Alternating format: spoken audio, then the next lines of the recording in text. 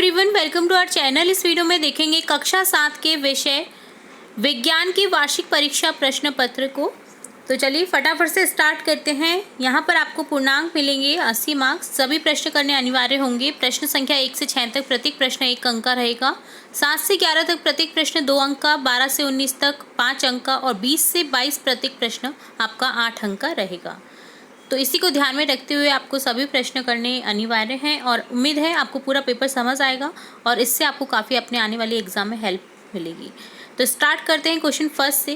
Question first है, पादप के किस भाग द्वारा प्रकाश संश्लेषण हेतु वायु से कार्बन डाइऑक्साइड ली जाती है? तो ये बहुत ही इंपॉर्टेंट क्वेश्चन है। तो यहाँ 4 ऑप्शन दिए गए हैं, कौन से भाग से लिया जाता है? रंध्र। ऑप्शन ख आपका करेक्ट हो जाएगा। सेकंड क्वेश्चन है, लकड़ी की एक चम्मच को आइसक्रीम के प्याले में डुबोया गया है, इसका दूसरा सिरा। तो यहाँ आपको 4 ऑप्शन दिए गए हैं, ठंडा नहीं होगा। ठीक है, दूसरा सिरा, लकड़ी की चम्मच है इसलिए दूसरा सिरा ठंडा नहीं होगा। अगर गर्म में डालते तो गर्म भी नहीं होता है, ठंडा डालते हैं तो ठंडा भी नहीं होता है। तो यही एक बेनिफिट होता है लकड़ी की चम्मच का यूज़ करने में। थर्ड क्वेश्चन है, कोई मशहूर जंतु जिनके शरीर पर धारियाँ होती है अपने शिकार को पकड़ते समय बहुत तेजी से भागता है, इसके पाए जाने की संभावना है किसी? कहाँ पर पाया जाता है? उष्णकटिबंधीय वर्षा वन में। नेक्स्ट फोर्थ क्वेश्चन है, पादप का जनन भाग होता है उसका क्या होता है? पुष्प। ठीक है। फिफ्थ है, बिंब से बड़े साइज का आभासी प्रतिबिंब बनाया जा सकता है, कहाँ पर बनाया जा सकता है? अवतल दर्पण द्वारा। सिक्स्थ क्वेश्चन है, छल धारण क्षमता सबसे अधिक होती है किसमें होती है? मृण में, मुद्रा में। मृदा है ये, मुद्रा नहीं है, तो इसे सही कर लीजिएगा। मृण में, मृदा में। ऑप्शन ख करेक्ट हो जाएगा। सेवेंथ क्वेश्चन है, जीवों को खाद्य की आवश्यकता क्यों होती है? तो आंसर लिखेंगे, जीवों को निम्नलिखित कारणों से खाद्य की आवश्यकता होती है, जैसे ऊर्जा प्राप्ति करने के लिए, शरीर का निर्माण करने के लिए, शरीर में कोशिकाओं एवं ऊतकों की टूट फूट की मरम्मत के लिए, शरीर की वृद्धि और विकास के लिए। 8th क्वेश्चन है, ऊन के संसाधन के विभिन्न चरणों के क्रम में कुछ चरण नीचे दिए गए हैं, शेष चरणों को उनके सही क्रम में लिखिए। ऊन कटाई, अभिमार्जन, छटाई, रीलिंग और रंगन। 9th क्वेश्चन है, अनेक घरेलू उत्पादों जैसे खिड़की साफ करने के मार्जकों आदि में अमोनिया पाया जाता है, ये लाल लिटमस को नीला कर देते हैं, इनकी प्रकृति क्या है? तो आंसर लिखेंगे, क्षारक लाल लिटमस को नीला कर देते हैं, इसलिए अमोनिया की प्रकृति क्षारीय है।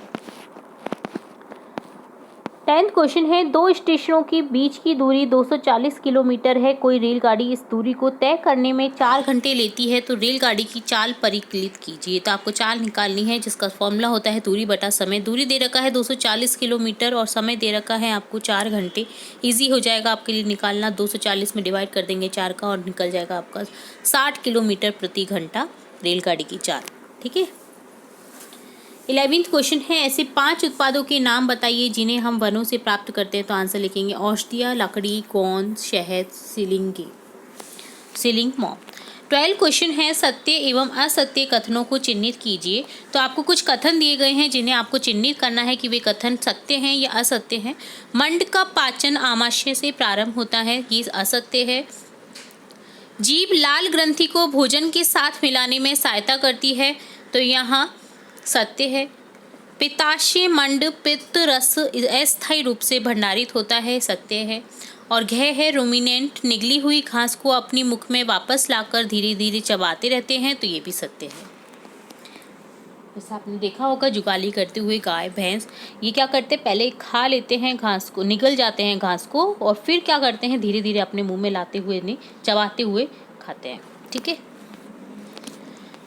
13 क्वेश्चन है, ऊष्मा चालक तथा ऊष्मा रोधी प्रत्येक के 2 उदाहरण दीजिए। तो ऊष्मा चालक के उदाहरण जैसे स्टील, तांबा, एल्यूमिनियम, चांदी। ऊष्मा रोधी लकड़ी, प्लास्टिक, वाय, कपड़ा, वायु है ये, है ना। चलिए 14 क्वेश्चन है, अम्लों और क्षारकों के बीच अंतर बताइए। तो अम्ल खट्टे होते हैं, अम्ल नीले लिटमस को लाल कर देते हैं, अम्ल स्पर्श करने पर साबुन की तरह चिकने नहीं होते हैं, अम्ल फिनोल क्लीन का रंग नहीं बदलते हैं, और क्षारक कड़वे होते हैं, क्षारक लाल लिटमस को नीला कर देते हैं, क्षारक स्पर्श करने पर साबुन की तरह चिकने लगते हैं, क्षारक फिनोल्फ्थालीन के रंग को गुलाबी कर देते हैं। ठीक है। 15 क्वेश्चन है, कॉपर सल्फेट के क्रिस्टल कैसे बनते हैं, इसका वर्णन कीजिए। तो यहाँ आंसर लिखेंगे, कांच के एक बीकर में लगभग आधा कप पानी लीजिए। पानी में कुछ बूंदें तनु सल्फ्यूरिक अम्ल की डालिए।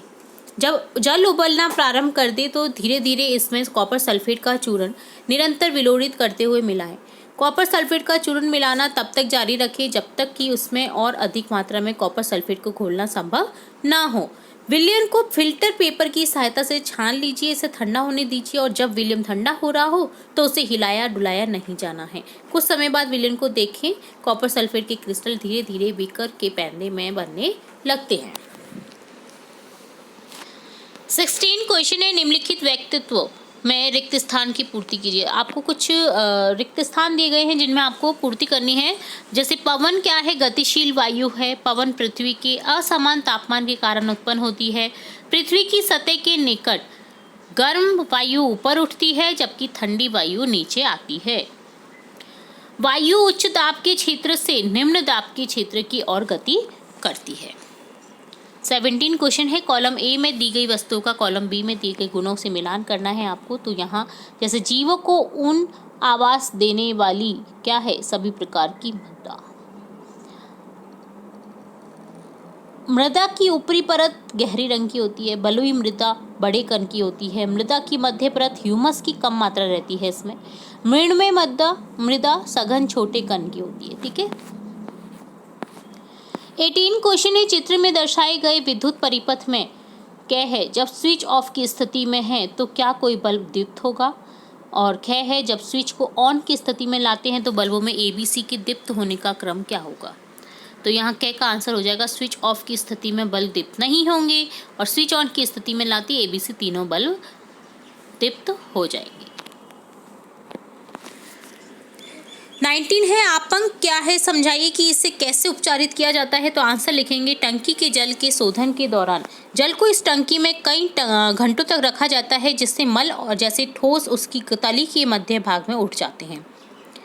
इन अशुद्धियों को खुरच कर बाहर निकाल दिया जाता है। यह आपांक या स्लेज होता है। आपांक को एक पृथक टंकी में स्थानांतरित किया जाता है जहां यह अवायवीय जीवाणुओं द्वारा अपघटित हो जाता है।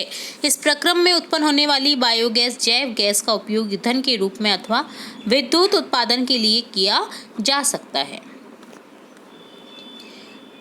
नेक्स्ट है, चित्र में दिए गए पाचन तंत्र के आरेख को नामांकित कीजिए। आपका 20वां प्रश्न है। तो यहाँ आपको एक चित्र दिया गया है पाचन तंत्र का। आपको क्या करना है, नेम लिखने हैं। तो इस तरह से जैसे पित्ताशय, आमाशय, अग्नाशय, वृद्धांत्र, शुद्धांत्र, मलाशय।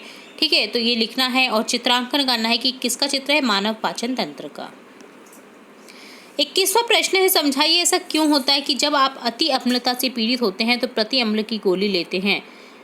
तो आंसर लिखेंगे, अमाशय में अत्यधिक मात्रा में अम्ल होने से अम्लता होती है, इसे अपाचन कहते हैं।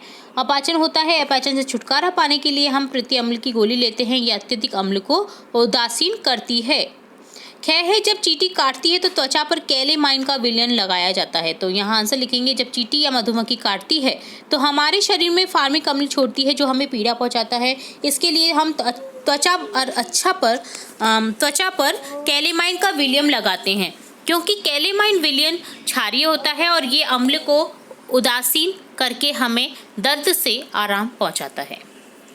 गए है, कारखाने के अपशिष्ट को जलाशयों में बहाने से पहले उसे उदासीन किया जाता है।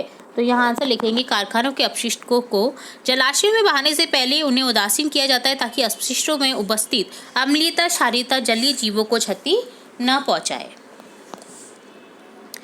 और लास्ट क्वेश्चन है आपका इस पेपर का 22 क्वेश्चन, किसी कार की पथमापी का 8:30 AM पर पाठ्यांक 57,321 किलोमीटर होता है।